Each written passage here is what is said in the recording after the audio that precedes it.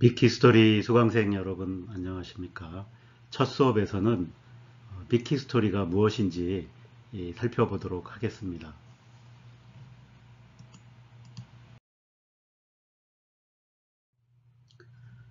얘기를 시작해 보기 위해서 먼저 그림을 하나 소개하도록 하겠습니다. 자, 이 그림은 그 1897년에 폴 고갱이 이제 그린 그림입니다. 그래서 뭐 고갱은 뭐 나름 유명한 화가죠. 그런데 이제 이 그림의 이 제목이 무엇일까요? 한번 그림을 보고 여러분들 맞춰볼 수 있겠습니까? 예, 근데 이 그림의 제목은 그림에 그려져 있습니다. 잘 찾아보면 그 제목이 보일 겁니다. 자, 이 부분에 있습니다. 예, 뭐라고 썼는지 잘 안 보이죠? 예, 그래서 저기 써져 있는 거를 이렇게 보면 자, 이렇게 쓰여 있습니다. 자, 불어로 쓰여 있죠. 뭐 여러분 이 정도 불어는 다 알겠죠? 예, 혹시 모르는 분들을 위해서 이걸 이제 영어로 이제 옮겨보면 이런 제목이라고 합니다. Where do we come from? So what are we? And where are we going? 이걸 물어보는데 뭐 우리나라 말로 옮기자면 우리는 어디서 왔는가? 우리는 무엇인가? 우리는 어디로 가는가? 라는 좀 다소 거창한 이제 제목이 달려 있는 그림입니다. 그래서 이 그림을 잘 살펴보면 이 그러니까 그림의 오른쪽에서부터 이렇게 왼쪽으로 가면서 이 탄생에서부터 이렇게 삶과 이제 죽음에 이르는 과정을 이렇게 이제 그려놓은 그림임을 알 수 있습니다. 근데 고갱이 이 그림을 그렸을 때 이게 제 자신의 어떻게 보면 인생 걸작이라고 이제 생각을 했던 것 같아요. 그런데 이 그림을 이제 그릴 당시에 고갱은 굉장히 이제 어려운 처지에 놓여 있었다 그럽니다.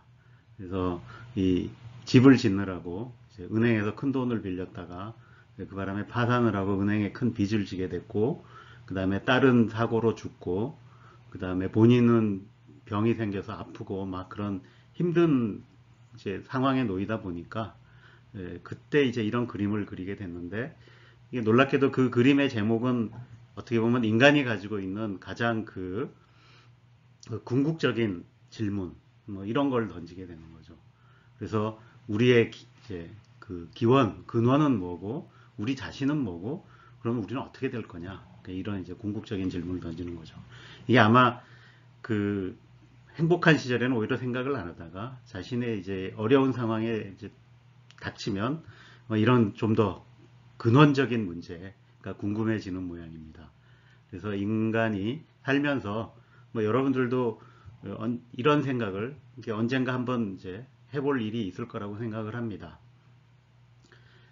자, 그래서 이 그림을 소개하는 이유는 결국 이제 앞으로 배우려고 하는 이 빅히스토리라는 과목이 이런 근원적인 질문과 맞닿아 있는 것이다 라는 얘기를 하기 위해서 이 그림을 소개하면서 시작을 합니다.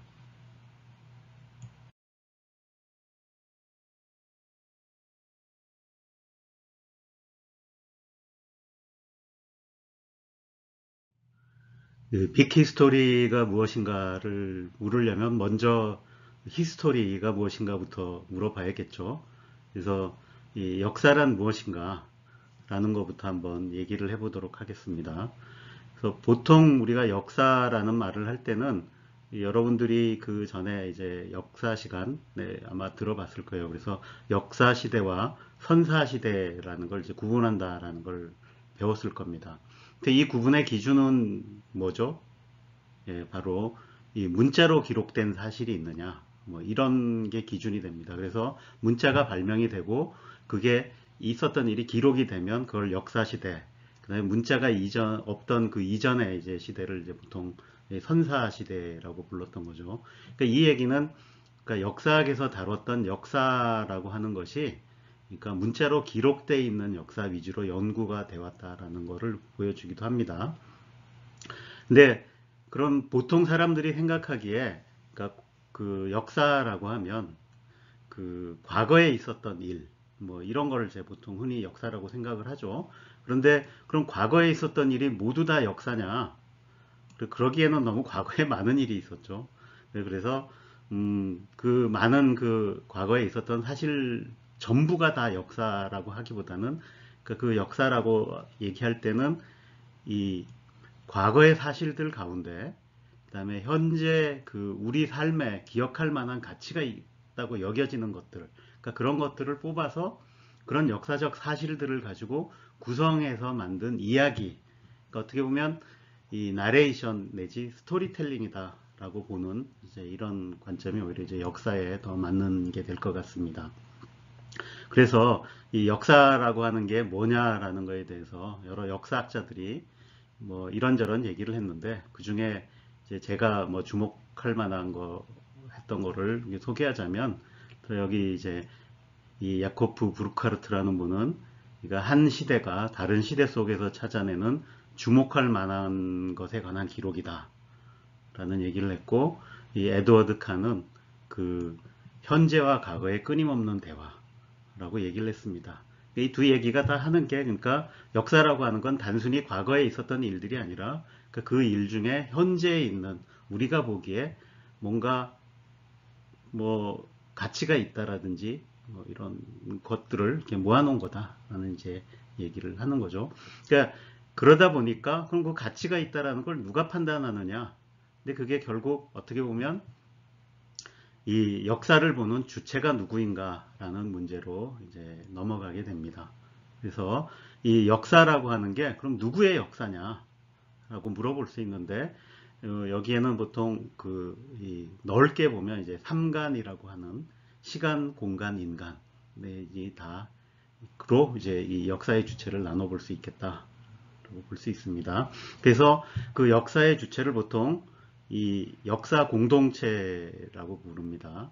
그래서 이 역사라고 하는 거는 이런 공동체에서 어떤 이 집단 의식, 그래서 그 집단 의식을 통해서 하나로 만들어주는 이런 이 대표적인 서사다라고 이제 보는 관점이 생기는 거죠. 그래서 그 도대체 역사 공동체는 그럼 뭐냐? 그래서 이거는 보기 나름인 것 같아요. 그래서 그 역사 공동체를 누구로 잡느냐에 따라서 그래서 결국 그 역사가 누구의 얘기 또 어떤 얘기가 되느냐가 달라지는 것 같습니다. 그래서 이전에 보면 그러니까 지금 이제 뭐 많이 생각하는 게 이제 여러분들도 가장 익숙한 게 아마 국가와 민족을 역사 공동체로 보는 거죠. 근데 그렇게 보다 보면 이 역사라고 하는 것이 이 지배 세력의 담론 위주로 가게 되고 정치사로 흐르게 되는 거죠. 예. 누가 권력을 쥐었고 그 권력진 사람들이 어떻게 해왔다 뭐 이런 얘기 중심이 되는 거죠. 근데 그렇지만 이제 그런 거에 반대해서 그러니까 역사 공동체를 이제 계급이나 그러니까 민중 위주로 이렇게 해보면 이 지배 세력의 역사가 아니라 아래로부터의 역사 이런 것들이 나오고 그러면 이제 그 사회에서 있었던 일 또는 문화사, 뭐 일상사 이런 것들이 이제 되게 되는 거죠. 근데 이거를 조금 더 키워보면은 아예 그 국가 이런 게 아니라 그보다 더 큰 이제 문명권이라든지 지리적인 어떤 지역 뭐 이런 걸로 해보면 동양과 서양의 역사 뭐 이런 게 구별이 되기도 하고 근데 사실 이렇게 엄밀하게 나누기는 쉽지 않죠. 근데 또 이런 걸 통해서 또 보면 뭐 이 역사를 제가 어떻게 분석하느냐 할 때 이 지배적 문명이 존재하고 뭐 그런 것들이 왜 생겨났느냐 이걸 지리하고 연결하고 뭐 이런 것들이 생기는 거죠. 문명사 연구를 하게 되는 거죠. 근데 만약에 우리가 역사 공동체를 조금 더 키워서 인간 전체로 보면 어떻게 되겠는가? 그러면 이제 이 인류의 탄생에서부터 멸종까지를 다 다뤄야겠죠. 그죠? 그래서 이게 어떻게 보면 이제 이 빅히스토리로 가는 첫 번째 단계. 그러니까 우리가 역사 공동체를 조금 더 키우면 우리가 과연 그 역사가 어떻게 보일 것이냐라고 하는 게 되겠습니다.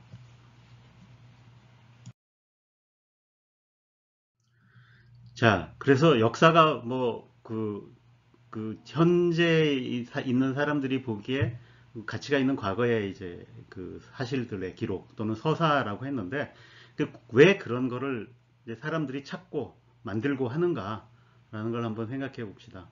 그래서 과연 역사라는 게 어떤 쓸모가 있는가 라고 했는데, 글쎄요. 이거는 뭐 워낙 그 여러 가지 답이 있을 수 있고 굉장히 주관적일 수도 있는데, 뭐 한 가지 얘기를 하자면, 그러니까 이 인간은 이제 그 다른 동물과 달리 이제 미래를 산다. 그러니까 이 얘기는 뭐냐면 이 현재로부터 앞으로 어떻게 할 거다라는 계획 같은 거를 세운다라는 거죠. 근데 그 계획을 세우려면 미래에 대한 예측이 가능해야 되는데, 그 예측을 할 수 있게 해주는 게 바로 알고 있는 과거가 있다면 그걸로부터 이제 미래를 유추할 수 있다라는 거죠. 그러니까 그런 의미에서 우리가 이제 역사를 배우는 게 의미가 있고, 또 다른 이제 권력의 관점에서 보면은 이런 측면도 있을 수 있습니다. 여기 보면 과거를 지배하는 자가 미래를 지배한다. 이거는 앞에 얘기와 연결되는 측면이 있죠. 자, 그런데 이 현재를 지배하는 자가 과거를 지배한다. 그럼 이 두 개를 엮으면 현재를 지배하는 자가 과거를 지배하고 과거를 지배하는 자가 미래를 지배하니까 현재를 지배하는 자가 미래도 지배한다는 얘기죠. 근데 이게 어떻게 보면 그 권력을 잡은 사람들의 이제 논리 같은 거죠. 근데 우리가 역사적으로 봤을 때 이런 일 많이 봤죠. 사실 여기 지금 인용해 놓은 이 글이 어디에 나오는 거냐 하면 그 조지 오웰의 소설 1984에 나오는 이제 글귀입니다. 근데 이게 권력을 가진 사람들은 항상 자기 권력을 정당화하고 이 미래에도 권력을 유지하기 위해서 이 과거의 역사를 포장을 하죠. 근데 아까 관점에서 보면 역사라는 것도 그런 식으로 뭐 현재에 가치 있는 것들의 얘기를 엮는 거니까 그럼 자기에게 가치가 있다고 생각되는 거를 엮어서 뭐 포장을 하는 거겠죠. 예. 근데 뭐 어쨌든 여러분들도 한번 그 역사라는 게 어떤 의미에서 의미가 있고 또는 쓸모가 있는가 한번 생각해 보시기 바랍니다. 자, 그 다음에 또 우리가 좀 생각해 봐야 될 게 그 역사라고 하는 건 대표적인 그 인문학 그 과목입니다. 그죠? 그래서 보통 문사철이라고 부르죠. 그 문학, 역사, 철학. 이게 이제 대표적인 인문학 과목인데, 그래서 과학하고는 좀 동떨어져 있는 과목으로 보통 생각을 합니다. 근데 역사가 과학적일 수 있는가? 그러니까 이거에 대해서 역사학자들도 이런저런 얘기들을 했는데, 그래서 뭐 그럼 과학적이라는 게 뭐냐? 그래서 이 역사적 사실이 설명이 가능하냐? 그러니까 아까 여기서부터 과거로부터 미래를 알 수 있는데 그게 정말로 그런 거냐? 과학적으로 입증이 가능한 거냐? 그래서 뭐 이런 걸 물어볼 수 있어요. 그래서 인과론을 토대로 한 정량적 설명이 가능하냐? 근데 뭐 인간 집단이라는 게 워낙 복잡해서 이렇게 간단하게 설명되기는 어려울 거라고 생각을 합니다. 그렇지만 그 와중에도 뭐 여러 가지를 찾아낸 게 있죠. 그래서 역사도 진화를 분명히 하니까 그 역사의 진화에는 역사를 움직이는 힘 같은 것이 있을 것이다. 그래서 뭐 헤겔 같은 사람은 이제 시대 정신이라는 얘기도 했고, 이 랑케 같은 사람은 주도 이념이라든지 뭐 이런 얘기들을 했습니다. 근데 그 외에도 뭐 그거 외에도 그러니까 이거는 결국 역사를 어떤 사람들이 어떤 식으로 보느냐의 문제라고 생각을 하면은, 근데 그 역사 사실들이 흘러가는 자체에도 어떤 법칙이 있을 거다라고 이제 그 주장을 하신 분들도 있어요. 그래서 뭐 해결은 이제 변증법, 정반합의 과정을 통해서 역사가 발전해 간다 이런 것도 있고, 뭐 도전과 응전이라는 관점에서 이제 문명이 어떻게 생겨나고 하는 걸 설명했던 것도 있고, 그다음에 이 제럿 다이아몬드 같은 경우에는 그 아주 유명한 책 있죠. 총균세라는 책을 보면 이게 결국 문명이라고 하는 것이 지리와 굉장히 연관되어 있다라는 것을 이제 설명을 하죠. 네, 그 과학하고 역사, 그 역사라는 거에다 과학을 적용해 보려고 하면 그 과학에서하고 똑같은 이제 문제가 필요하죠. 쉽지는 않을 거예요. 왜냐하면 워낙 복잡한 대상이니까. 그래서 이런 복잡한 대상은 과학에서도 어려운 대상인데, 그때 우리가 과학에서 얻은 경험이 뭐냐면 그건 무엇을 보려고 하는가에 따라서 굉장히 다른 모습이 보여요. 그래서 그러니까 여기 이 역사에 이제 과학적 접근을 하면 결국 복잡게 동력학을 하는 것이다 그랬는데, 그 얼마나 복잡해질 수 있는가는 여기 예를 하나 들어놨죠. 그래서 이 뉴턴이 그 운동의 법칙을 발견을 할 때도 사과의 낙하를 봤으니까 이게 운동의 법칙, 중력의 법칙 같은 걸 발견했지. 예를 들어 먼지가 낙하하는 걸 봤으면 먼지 굉장히 복잡하게 움직이면서 또 이제 뭐 여러 가지 다양한 현상을 보입니다. 그럼 이제 찾아내기 힘들겠죠. 그래서 역사에서도 법칙을 보려면 잘 봐야 되는 거죠, 이제. 그래서 그런 것들을 이제 그 한번 시도해 보자라는 것이 약간의 이제 그 빅히스토리의 정신의 일부가 됩니다. 그 빅히스토리는 결국 히스토리 앞에 빅이라는 이제 큰 단어를 붙였는데 이건 뭘 뜻하는 거냐? 근데 이거는 원래 이제 이 아이디어를 처음 제안했던 분이 이 데이비드 크리스천이라는 분인데 역사학자입니다. 근데 이 역사학을 가르치다 보니까 그럼 자꾸 이제 과거로 거슬러 올라가는데 그럼 예를 들어 이 사람은 이제 뭐 러시아 역사 전공이었는데 그럼 러시아의 역사를 물으면 러시아가 언제 생겼느냐 하다가 보면 결국 그 전의 문명에 연결되고 그럼 그 최초의 문명은 언제 생겼고 어떻게 생겼느냐 그 넘어가면 그 앞엔 또 그럼 그 인류가 어떻게 해서 모여 살아서 문명을 만들게 됐냐 그 인류는 어디서 왔느냐 끊임없이 묻게 되더라라는 거죠. 그래서 그런 걸 하다 보니까 이제 그 궁극적인 기원까지 올라가는 이 현대적인 기원 이야기를 한번 만들어 봐야겠다라는 생각을 하게 됐고 그래서 이 빅히스토리라는 것이 현대적인 기원 이야기인데 그 기원이 위로 올라가면 갈수록 그걸 알아내는 방법들이 대부분 그 과학적인 탐구에 의해서 이루어졌으니까 그래서 이 과학에 기초를 해서 우주, 지구, 그 다음에 인류의 이 통일된 역사 이야기를 한번 만들어 보자라는 의미에서 이제 빅히스토리를 이제 제안하게 된 거죠. 근데 이거는 그러니까 결국 우주, 지구, 인류, 문명사까지를 그냥 쭉 늘어놓는 것만 해놓으면 큰 의미가 없을 수도 있으니까 그거를 이제 이해를 하는데 이 통일된 방식으로 이해를 해보자. 그러니까 그거를 이제 빅히스토리라고 하자라고 하는 것이 이제 인터내셔널 빅히스토리 어소시에이션이라는 단체가 만들어지면서 거기에서 이제 내건 게 되겠습니다. 그래서 보면 이게 아직 굉장히 널리 퍼진 운동은 아니지만 그래서 이런 빅히스토리 연구를 위한 국제 학술 단체도 있고 이런 연구에 이제 큰 관심을 보였던 사람이 빌 게이츠여서 자기 돈을 좀 기부를 해가지고 이 빅히스토리를 교육에 적용하는데 지원을 하고 있습니다. 그래서 미국 같은 경우에는 저 빅히스토리 교육에 이제 많은 돈이 투자가 돼서 이 초중고에서 실제로 교육이 많이 이루어지고 있습니다. 그 다음에 그래서 미국의 이런 노력을 이제 살펴볼 수 있는 사이트 중에 하나가 여기는 이제 크로노존이라는 건데 한번 접속해서 그래서 이런 전체 역사를 시각화해 놓은 거를 한번 보실 수 있을 겁니다.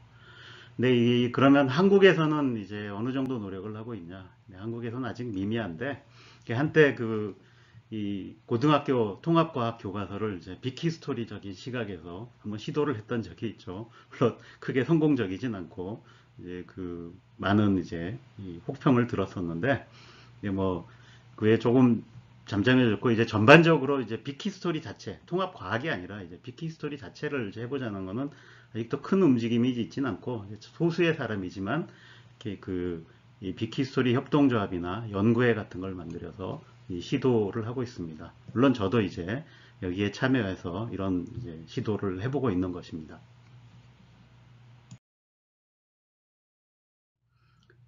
네, 그래서 빅히스토리를 뭐 간단하게 그림 하나로 요약을 해보자면 결국 우주에서부터 현재 인류에 이르기까지 역사 있었던 모든 역사와 기원 이야기 물론 엄청나게 많은 내용이 들어가니까 앞에서 얘기했듯이 그 중에서 우리에게 현재 가치가 있다고 생각되는 얘기들을 뽑아내는 거죠. 그래서 기원 이야기인데 그 기원 이야기들을 다루려고 하면 자, 앞에 우주 얘기부터 시작을 하겠죠. 근데 우주를 다루는 거는 우주론이나 천문학이나 물리학 같은 거예요.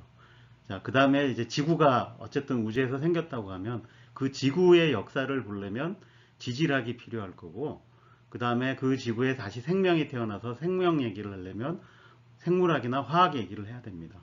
그 생명 중에 이제 인류가 탄생해서 현재까지 이르는 그 얘기에는 그러니까 초기 인류를 과학의 역사를 보려면 인류학이나 이제 사회학을 알아야 될 거고, 문명의 역사는 역사학이 다루고 있어요. 그래서 그러니까 결국 이런 그러니까 빅히스토리라는 걸 하려면 이런 다양한 학문들을 두루두루 이렇게 거쳐가야만 내용을 파악할 수 있으니까 다루기 어렵겠죠. 그렇지만 이 와중에 또 그래서 이 어떤 통일된 이해를 우리가 얻을 수 있나, 그러니까 이런 거를 이제 시도해 보는 게 이 빅히스토리라고 할 수 있겠습니다. 그래서 그 빅히스토리의 그 역사의 대부분, 그러니까 문명사라고 하는 것이, 그러니까 우리가 보통 역사학에서 얘기했던 그 역사, 문자가 만들어진 이후의 그 역사는, 그러니까 전체 우주를 놓고 보면 굉장히 짧은 시기죠. 그러니까 우리 우주의 역사가 138억 년인데, 우리가 문자를 가지고 기록을 남긴 거는 불과 5천 년, 뭐, 이 정도밖에 안 되니까, 뭐 조금 길게 잡으면 7천 년, 그러니까 아주 작은 부분인데, 그 나머지 대부분은 그 기존의 역사학이 아니라, 그러니까 뭐, 인류학, 고고학, 인류학, 그 다음에 뭐, 생물학, 그 다음에 지질학, 그 다음에 물리학, 뭐 이런 것들의 이제 이 혼합인 거죠. 그래서 어떻게 보면, 그러니까 빅히스토리라고 하는 건 이 과학의 눈으로 보는 역사다라고 할 수 있어요. 대부분을 보는데 우리가 과학을 가지고 보겠다라는 거죠, 이제. 그래서 이런 이제 표들을 자주 보게 될 겁니다. 그래서 쭉 나열해 놨는데, 뭐 단순히 나열해 놓는 게 아니라, 그러니까 이 와중에서 과연 앞에 우리가 그 고갱의 그림을 보면서 던졌던 이제 그 우리는 어디서 왔고 우리는 무엇이고 우리는 어디로 가는가, 그 관련된 이제 이 의미 있는 질문과 그 다음에 답을 구할 수 있겠는가를 보는 게 이제 빅히스토리라고 할 수 있겠습니다. 앞에서 역사라는 것을 설명하면서 역사는 왜 필요한가 한번 물어봤었죠. 그럼 마찬가지로 그럼 빅히스토리는 왜 필요한가? 라고 물어볼 수 있죠. 그죠? 자, 근데 앞에서 역사를 얘기할 때 우리가 역사 공동체 얘기를 했어요. 그래서 이 역사 공동체의 범위가 뭐냐에 따라서 무엇을 보고 어떤 질문을 던지는가가 달라진다라고 했습니다.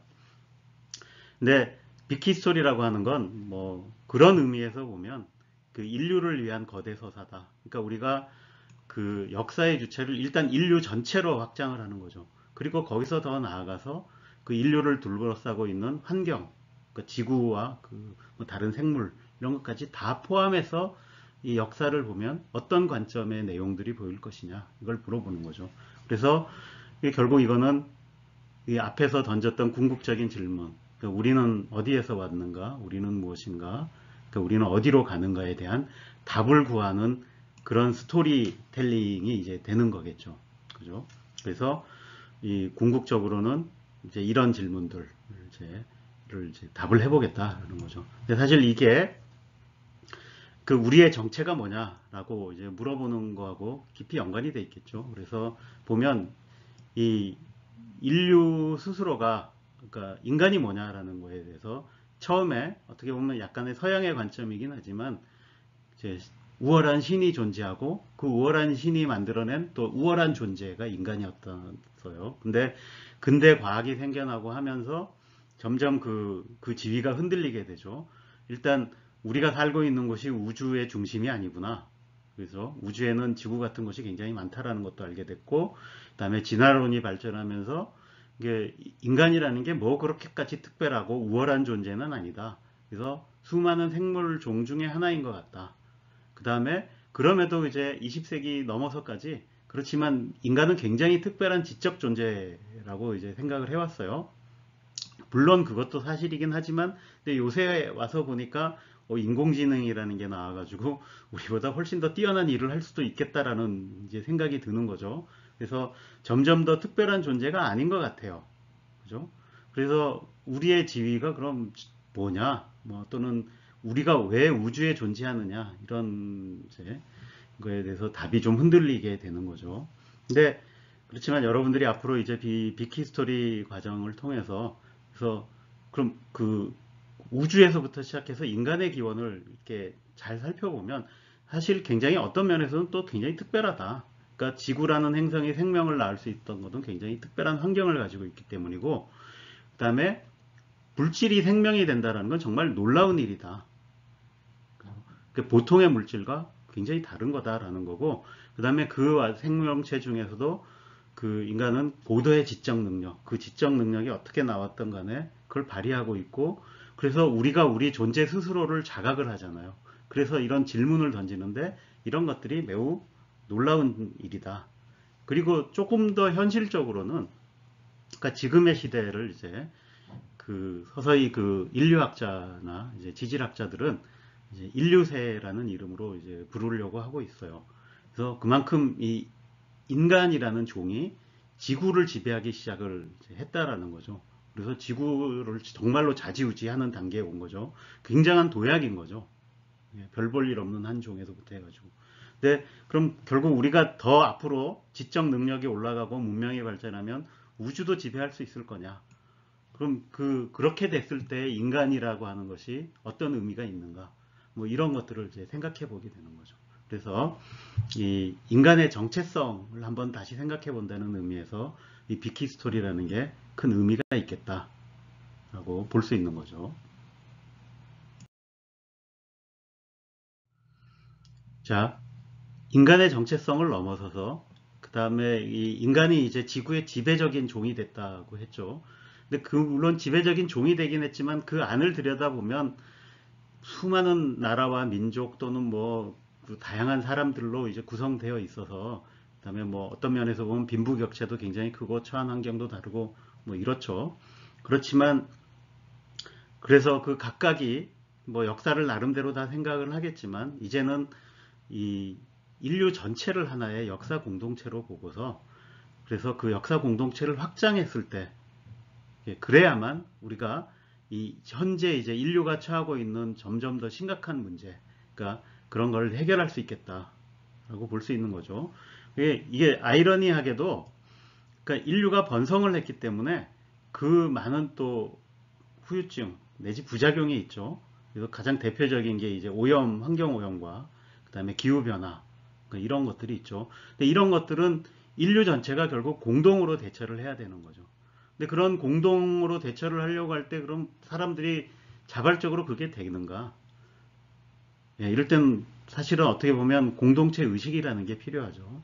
그래서 결국 그런 그 수많은 차이에도 불구하고 결국 인간 또는 인류라고 하는 것이 이 공통적으로 가지고 있는 것이 많다라는 거죠.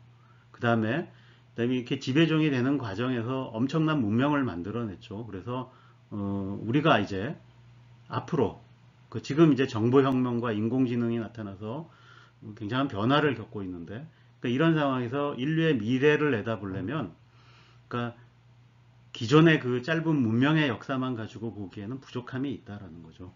그래서 인류의 역사, 생명의 역사, 지구의 역사, 우주 역사를 다 전체적으로 봤을 때 인류 문명이 앞으로 어떻게 되겠구나라는 거를 이제 그런 관점에서 한번 이제 봐야 되지 않겠느냐라는 의미에서 이제 이 비키 스토리라는 게 이제 한번 생각해 볼 필요가 있겠다라고 얘기를 하는 겁니다.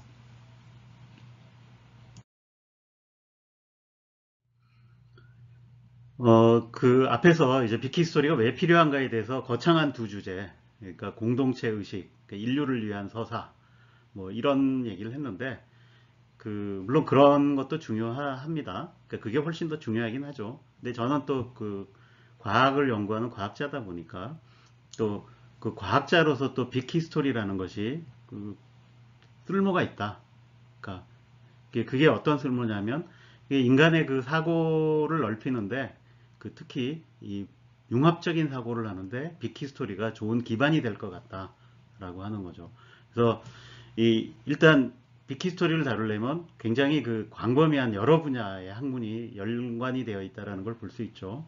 그래서 이 빅 히스토리라는 것이 인문학과 과학을 아우르는 융합적인 내용을 담고 있고, 다양하고 재미있는 이 서사, 그러니까 이 스토리들이 있다라는 거죠. 그러니까 그런 것들이 많은 학문을 연구하는데 큰 동기부여가 될 수 있고, 그 다음에 이 과학을 조금 이제 지금 문명의 시대에 과학이 그 교양으로서 널리 받아들여져야 될 텐데, 그래서 그런 걸 하는 데서, 그러니까 뭐 학교에서 가르치는 교사나 또는 과학자나 또는 그 중간에 있는 다양한 지식인들이 서로 협력할 수 있는 그런 계기가 될 수 있다라는 측면에서 이제 그 빅히스토리가 필요하다라고 보고 있습니다. 그래서 앞으로 이제 수업에서도 진행을 할 텐데, 그래서 보면 여기 보면 빅히스토리에서 다뤄질 이제 주요 서사들 몇 가지를 적어놨어요. 그래서 이 빅뱅으로부터 별과 원소들이 만들어졌다든지, 이 지구에서 생명이 탄생해서 생태계라는 게 만들어지고, 그 생태계 안에 많은 종들이 번성과 멸종을 반복하고 인류가 생겨나서 결국 지구를 정복하기까지의 얘기. 근데 그 인류가 왜 이제 농경을 시작해서 번성을 하게 되고, 그 다음에 그 근래에 와서 이 화석연료, 석유나 석탄을 사용함으로써 어떻게 문명의 도약을 이뤄냈는가. 그러니까 이런 걸 얘기하는데, 그런 거를 이해하려면 결국 그 다양한 그 과학이나 이제 이 인문학의 지식이 필요하다라는 거죠. 그러니까 이런 내용들. 근데 그런 것들을 차례차례 배우면 다양하게 교양이 쌓이겠죠. 그리고 더 나아가서 이걸 통합적으로 이해를 하려고 하면 이걸 통합적으로 이해할 수 있는 이런 통섭적인 개념들, 그래서 에너지라든지 정보라든지 조직화라든지 진화라든지 이런 개념들이 필요한데, 그러니까 이런 개념들을 배움으로써 이걸 한번 다양한, 그러니까 꼭 빅히스토리가 아니라 내 주변에서 일어나는 현상에도 적용해 볼 수 있는 걸 이제 그런 방법들을 배워볼 수 있겠다. 그래서 이제 빅히스토리라는 게 재밌고 중요하겠다라고 생각을 했고, 어떻게 보면 이게 이제 제가 빅히스토리라는 과목을 만들게 된 동기이기도 합니다. 앞에서 이 빅히스토리가 무엇이고 이것을 왜 해야 되는지에 대한 뭐 이런저런 얘기들을 했으니까, 이제 이게 첫 시간이고 하니까 이번에는 그 빅히스토리에서 이어질 이제 그 전체적인 스토리 라인을 한번 살펴보는 시간을 갖도록 하겠습니다. 그래서 뭐 많은 역사에는 많은 내용들이 있죠. 빅히스토리는 더 많을 거예요. 뭐 우주의 역사까지 다 들어있으니까. 근데 그거를 어떤 관점에서 바라볼 거냐라는 이제 그런 이제 얘기가 되겠습니다. 저는 물리학자인데 그 물리학 안에서도 그 주 연구 분야가 이 천체 물리학과 우주론입니다. 그래서 우주론을 하다 보면 그 뭐 우주의 역사 이런 걸 다루는데, 그걸 쭉 이렇게 뭐 20년 이렇게 하다 보니까, 그래서 그 우주론에서 그 가장 중요한 가르침이 뭔가, 이걸 이제 한마디로 뽑아보라면 뭐라고 얘기를 할까를 생각해 봤는데, 사실 이, 요 말로 할 수 있을 것 같아요. 그래서 모든 것은 변한다. 그러니까 영원 불변한 것은 없다. 하는 거죠.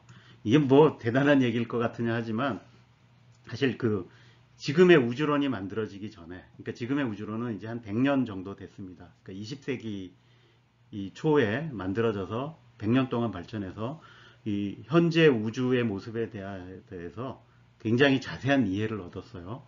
근데 그런 그 우주론이 있기 전에 대부분의 사람들은, 그러니까 지식인을 포함해서 대부분의 사람은 어떻게 생각했냐면, 우주라고 하는 건 기본적으로 우리 뭐 사람이 태어나고 죽고 이런 거는 바뀌지만 우주 자체는 영원 불변한 것이라고 생각을 했어요. 변하지 않는다. 심지어 그 20세기의 위대한 과학자였던 아인슈타인조차도 우주가 변하지 않을 거다라고 생각을 해서 자신의 이론을 이제 만들었던 거죠. 그래서 근데 그 지난 100년간에 우리가 우주를 연구해 보니까 그 우주라는 것이 변하지 않고 영원히 존재하는 것이 아니라 탄생이라는 게 있고, 그 탄생 이후에 팽창을 거듭하면서 계속 변해왔다라는 거예요. 그리고 결국 우주는 앞으로도 계속 변할 거예요.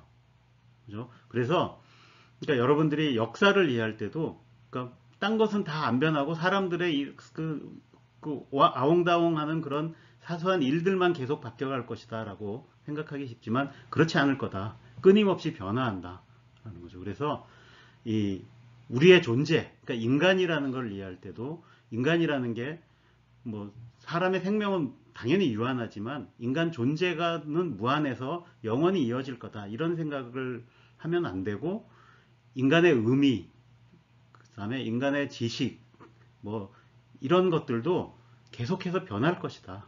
그래서 우리의 존재도 변화의 과정 속에서 이제 이해를 해야 될 거다라는 점을 반드시 얘기하고 싶어요. 그래서 이제 여기 보면 이런 얘기 그냥 재미삼아서 적어놨어요. 이렇게 이 판타레이라는 말로 이제 이 의견을 이제 요약하고 싶어요. 그래서 이게 그 헬라어, 그리스어죠. 그냥 번역하자면 모든 것은 흐른다인데, 그러니까 모든 것은 변한다. 라는 걸로 예, 이 제가 전달하고 싶은 의미를 이제 표현하고 싶어요. 근데 그 변하긴 하는데 그 변화에 방향성이 있느냐? 그러니까 어떤 뭐 방향 지향을 가지고 그쪽으로 변해가는가? 라는 거를 이제 물어볼 수가 있어요. 근데 보통 이런 거와 관련된 대표적인 말이 역사는 발전하는가? 뭐 이런 거죠. 그러면 발전이라는 거의 의미가 뭔가 이런 것도 한번 생각해 봐야 되고. 근데 확실한 건 앞에서 얘기했듯이 변하긴 변한다라는 거죠. 그 변하는 방향이 뭐냐인데 이 과학에서 보면 특히 물리학에서 보면 그러니까 내가 물리학이라고 하는 건 이 굉장히 약간 환원주의적인 면이 강해요. 그래서 어떤 대상이 있으면 그 대상을 작은 부품들로 다 나눠가지고 그 부품들이 어떻게 동작한다라는 걸 알아내서 그거를 엮어서 전체가 어떻게 바뀐다. 그러니까 이런 걸 많이 하는데 그게 이제 궁극이 이제 소립자 물리학이라는 겁니다. 그래서 모든 물질은 소립자들로 이루어져 있고 그 소립자들은 상호작용, 뭐 다양한 상호작용을 통해서 이 다양한 형태의 물질을 만들어낸다는데 그 다양한 상호작용을 통해 일어나는 그 소립자들의 세상에 보면 시간의 방향성이라는 게 없는 것 같아요. 그건 뭐냐면 내가 시간을 앞으로 돌리나 뒤로 돌리나 차이가 없을 것 같은데 근데 거시세계를 보면 그렇지 않아요. 근데 거시세계라고 하는 건 뭐냐면 그렇게 작은 입자들이 무수히 많은 세계에 오면 방향성이 뚜렷이 보인다라는 거죠. 그게 이제 과학 안에서 특히 물리학 안에서도 알려져 있습니다. 그걸 나타내는 대표적인 법칙이 연력학 제2법칙이라는 거죠. 그래서 닫힌 계의 엔트로피는 감소할 수 없다라는 말로 보통 표현하는데 이걸 우주에다 적용을 하면 우주의 엔트로피는 계속 증가해야 된다라는 거예요. 근데 그러려면 결국 우주는 낮은 엔트로피 상태에서 시작해서 계속 엔트로피가 커지는 상태로 가고 있다라고 얘기해야 되는 거죠. 근데 이 얘기를 하면 또 이거를 이제 이 사회학이나 아니면 또 다른 과학을 하시는 분들은 잘못 적용하는 경우가 많아요. 예를 들어서 지구 같은 경우에도 시간이 가면 갈수록 지구의 엔트로피가 증가한다느니, 그다음에 우리 몸도 그래서 저 연력학 제2법칙 때문에 시간이 가면 갈수록 엔트로피가 증가, 예, 다 틀린 주장들입니다. 그러니까 예를 들어 우리 몸을 예를 들면 생명체라고 하는 건 엔트로피가 증가하는 개가 아닙니다. 그래서 여기 보면 엔트로피가 증가하려면 닫힌 개여야 돼요. 근데 생명체의 입장에서 닫힌 개는 바로 죽은 생명체가 됩니다. 그러니까 우리가 살아있다라고 하려면 바깥과 계속해서 에너지와 물질을 주고받아야 돼요. 이게 열린 개예요. 그래서 이런 걸 바로 적용하면 안 됩니다. 그래서 우리는 그래서 끊임없이 바깥에서 에너지를 받아들여서 우리 몸의 엔트로피를 낮추거나 증가하지 않도록 유지하는 그런 개인 겁니다. 자, 이제 그 변화의 방향성을 빅히스토리의 관점에서 한번 생각해 봅시다. 빅히스토리는 인류를 위한 뭐 서사시 같은 거라 그랬죠. 그럼 결국 중심에 우리 인간이라는 이 존재가 이제 놓여 있는 거죠. 그러면 우리 우주에서 왜 이런 인간이라는 존재가 가능하게 됐는가? 그러니까 이런 걸 생각해 봐야 되는데, 근데 결국 이 생명체, 그 다음에 그 생명체가 태어날 수 있는 지구 이런 거는 결국 그 엔트로피가 끊임없이 증가하는 그런 상태에 있으면 안 되는 거죠. 그래서 주로 관심사는 결국 그런 닫혀서 이 엔트로피 증가의 법칙을 위배할 수 없는 그런 개는 관심이 대상이 아니고, 그러니까 열린 개여야 되는 거죠, 일단.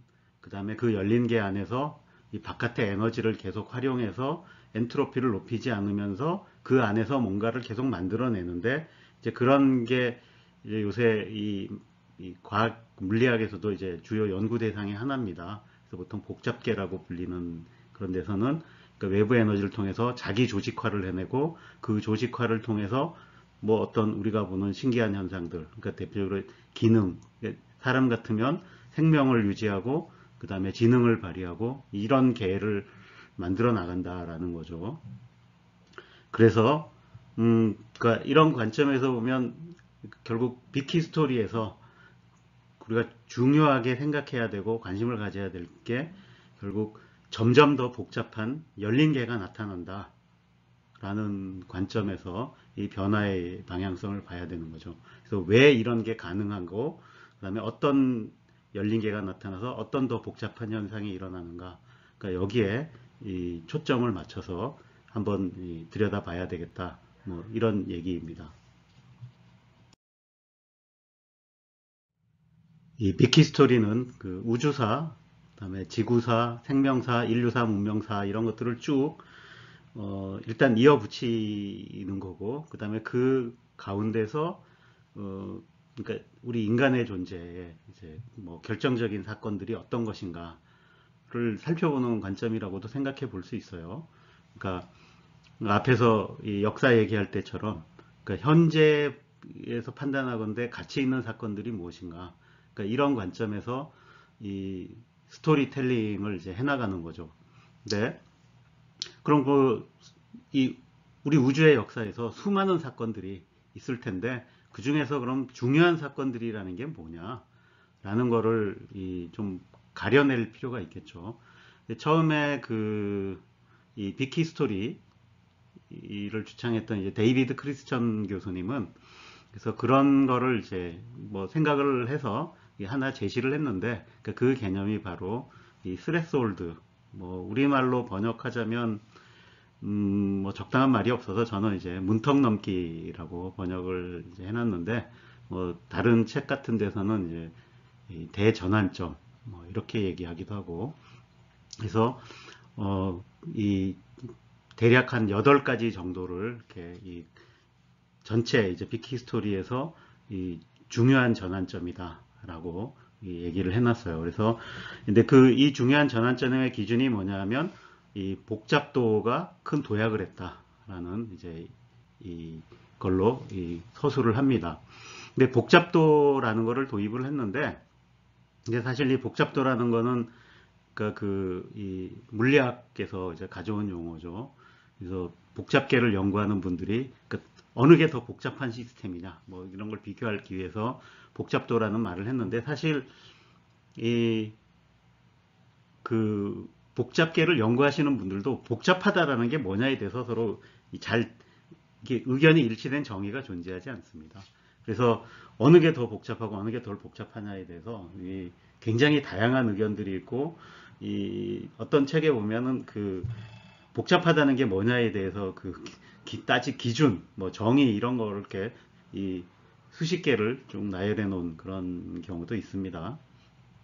네, 그래서 사실 복잡도가 증가했다라는 게 느낌상으로는 그럴듯한데 이게 이제 정량화하기가 힘들다라는 그런 문제점이 있지만, 어쨌든 그래서 나름대로 이렇게 여기 보면 이제 8가지 사건들을 구성해 놨습니다. 그래서 첫 번째는 빅뱅은 이제 우주의 탄생. 뭐 우리 우주가 생겨야 그 다음에 무슨 일이 생길 테니까 이건 중요한 사건이면은 틀림이 없죠. 자, 그 다음에 이제 별이 생긴 거. 그 다음에 이 별에서 이제 화학 원소가 합성이 돼서 우리 지구나 그 다음에 우리 생명체를 이룰 수 있는 이런 원소들이 생겨난 거. 그 다음에 태양계와 지구에서 이제가 만들어져서 이 생명이 탄생할 수 있는 환경이 만들어진 것. 그 다음에 생명이 탄생한 것. 그 다음에 그 생명 중에 이제 인간이 나타나서 이 소위 말하는 인지혁명이 일어나고 집단학습을 통해서 어떻게 보면 최상위에 있는 종으로 이제 올라가는 그 변화, 그 다음에 이제 이 농업을 시작했다라는. 근데 이 농업이 이제 뭐 그냥 단순하게 농업을 했다는 게 무슨 복잡한 일이냐라고 생각할 수 있지만, 농업을 함으로써 에너지 혁명 같은 거죠. 그러니까 인간이 활용할 수 있는 에너지가 확 늘어나는, 그래서 그게 큰 변화를 가져오게 되죠. 그러니까 그런 의미에서 하나의 이제 대전환점으로 돼 있고, 그 다음에 이제 과학혁명과 산업혁명, 뭐 이런 거를 현대적인 현대혁명, 뭐 그 다음에 이제 이런 것들이 이제 이 대전환점이다라고 이런 식으로 이게 이제 이 빅히스토리를 이제 구성을 해놨습니다. 근데 이런 복잡도 개념과 그 복잡도의 증가로서 이 문턱넘기라는 개념을 만들어낸 거는 들어보면 그럴듯하죠. 그래서 이 흥미로운 스토리텔링이 된다라는 이게 장점은 있는데, 물론 단점이 있죠. 그 단점은 뭐냐면 도대체 그 복잡도라는 게 잘 정의가 안 되는데, 복잡도가 증가했다라는 걸 이렇게 단순히 비교를 할 수가 있겠느냐. 그래서 뭐 겉으로 보기에는 뭔가 그럴듯한 사건이 일어난 것이면 틀림이 없지만, 그거를 내가 복잡도의 관점에서 정량적으로 얘기할 수 있느냐는 잘 정립이 안 돼 있는 그런 단점이 있습니다.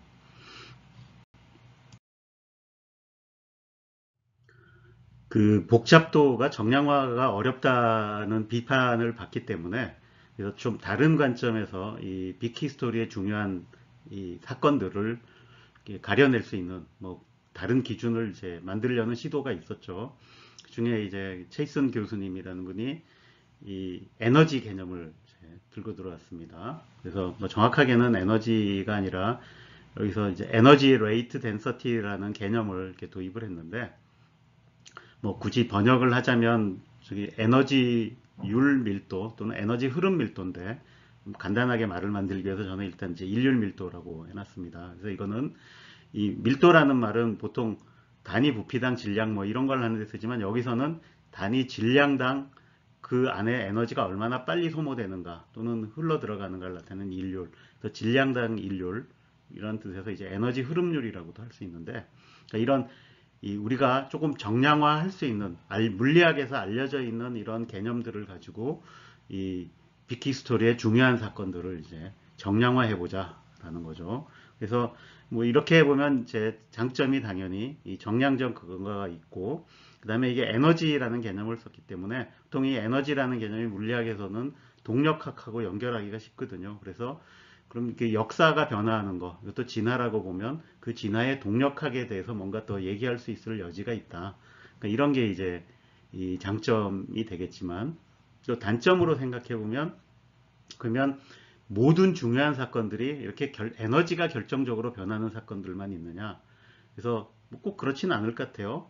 그러니까 에너지는 똑같지만 조금 더 복잡한 시스템이 만들어질 수도 있는 거고, 재미있는 사건들이 있을 수도 있는 거죠. 그래서 그런 면에서 그러니까 중요한 사건들을 이제 잡아내지 못할 수도 있다. 뭐 이런 이제 단점이 있습니다. 그래서 그런 관점, 이런 이 에너지 레이트 덴서티라는 관점에서 보면, 여기 이렇게 중요한 사건들이 이게 보면 점점 그 에너지 레이트 덴서티가, 이거는 이제 시간이고, 이 시간이 흐르면서 그런 것들이 일어난다라는 거죠.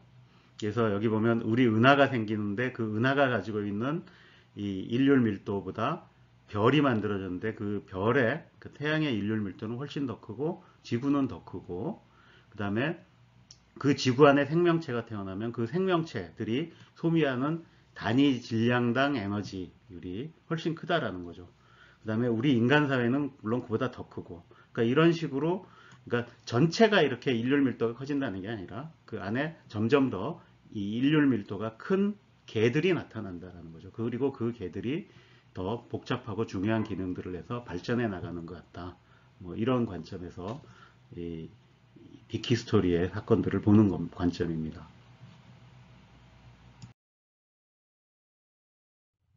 또 다음으로 생각해 볼 수 있는 그 변화의 방향성, 이게 그러니까 앞에서 이제 어떤 사건들이 중요하다는 걸 봤죠. 그러니까 태양이 만들어지고, 그 다음에 그 안에 지구가 행성이 생기고, 그 지구 안에 다시 생명체들이 생기고, 그 다음에 인간이 나오고, 그 인간들이 복잡한 도시와 사회를 만드는 이런 과정들을 이제 쭉 봤는데, 이것을 그 개가 가지고 있는 에너지 일률 밀도가 이제 커진다라는 관점에서도 볼 수 있지만, 조금 다르게, 그러니까 조직화, 그러니까 기능이 이제 다양한 기능이 생겨나고, 그 기능들끼리 서로 연결이 되면서 이 더 복잡한 기능을 행하는 이런 과정으로도 볼 수 있지 않을까. 거라고 이제 생각을 합니다. 그래서 이거는 이제 좀 제 개인적인 견해를 이제 여기다가 이렇게 적어 놓은 건데, 그래서 이 변화의 방향성 중에, 그러니까 이 강의에서 이제 또 중요하게 보려고 하는 방향이 이 조직화와 계층 구조의 심화다라는 거죠.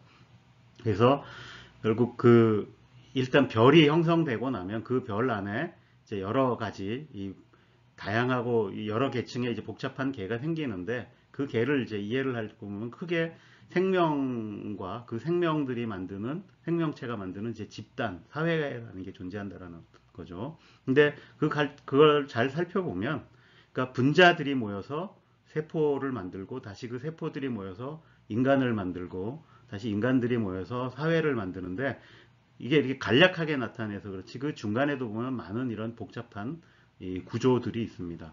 근데 이렇게 조직화가 일어나면서 기능 분화라는 게 보통 일어나죠.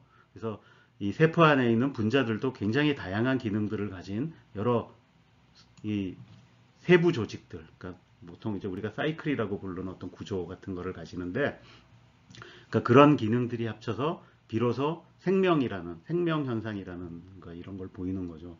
근데 다시 인간은 또 그런 그 세포들이 또 굉장히 엄청난 수가 모여서 이렇게 인간을 이루는데, 그 세포들이 굉장히 조직하는 이런 단계들이 있는 거죠. 그래서 기능이 점점 이제 늘어나는 거죠. 근데 이거는 이제 생명체에서 우리가 실질적으로 보는 건데, 이 똑같은 관점을 인간과 사회에도 적용을 할 수가 있는 거죠. 이제 그 인간 개체들이 모여서 뭐 공동체 또는 도시, 아니면 더 크게는 국가, 더 크게는 이제 전체 인류, 그러니까 이런 거를 만드는데, 이렇게 규모가 커질수록 점점 복잡한 조직이 나타나면서 훨씬 많은 기능을 이제 수행하게 되었다라는 거죠.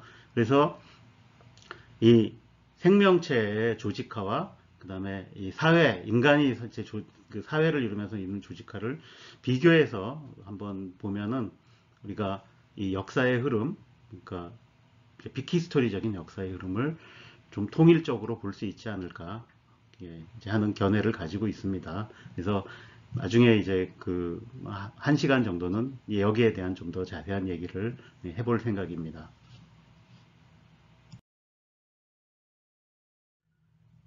그래서 이번 그 첫 수업에서는 이제 빅히스토리라는 게 뭘 얘기하는 것이며, 그 다음에 그것이 우리가 왜 하려고 하는지 먼저 살펴봤습니다.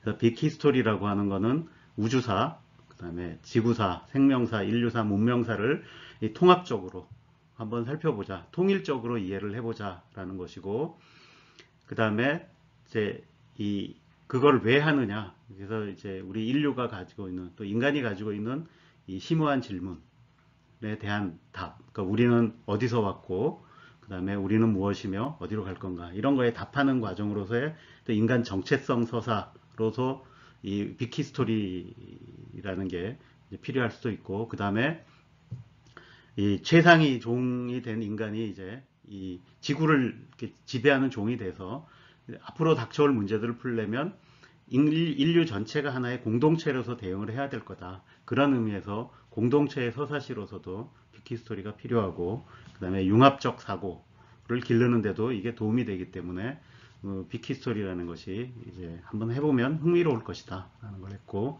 그 다음에 그 빅히스토리라는 게 워낙 여러 분야의 이 내용들이 이제 쭉 이어지는 것이다 보니까, 그거를 그 중에서 우리가 현재 가치가 있다라고 하는 그런 사건들을 뽑아내기 위해서는 어떤 변화의 그 방향성이나 그걸 읽어내는 관점이 필요한데, 그래서 그 중에 몇 가지를 이제 오늘 말씀을 드렸어요. 그래서 이 복잡도의 개념과 그걸 이용한 스레스홀드의 개념으로 이제 얘기하는 게 처음에 그 빅히스토리의 시작이었고, 그 다음에 우리가 에너지 그 흐름 밀도 또는 인륜 밀도라는 걸로도 볼 수가 있고, 그 다음에 이 조직화와 그다음에 계층 구조의 심화로도 볼 수 있다.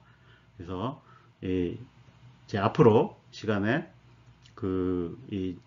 구체적으로 이 빅히스토리를 구성하는 역사적인 내용들을 쭉 이렇게 훑어본 다음에 그것들을 통일적으로 이해하는 여러 관점들을 차례대로 한번 다뤄보도록 하겠습니다. 자, 이것으로 오늘 그 첫 수업은 마치도록 하겠습니다.